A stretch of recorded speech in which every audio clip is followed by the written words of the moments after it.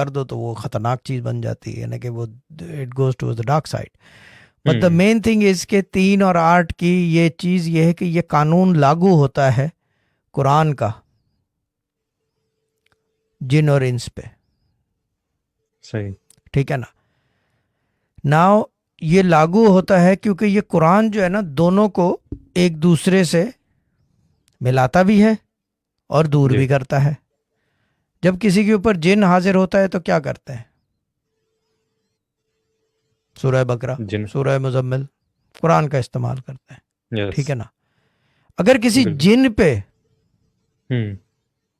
انسان حاضر ہو جائے یا تسخیر کر لے، وہ کیا کرتا ہے؟ جن پہ انسان حاوی ہو جائے، ہاں، تو وہ کیا کرتا ہے؟ وہ بھی اسی قرآن کو مارتا ہے، پڑھتا ہے. وہ بالکل.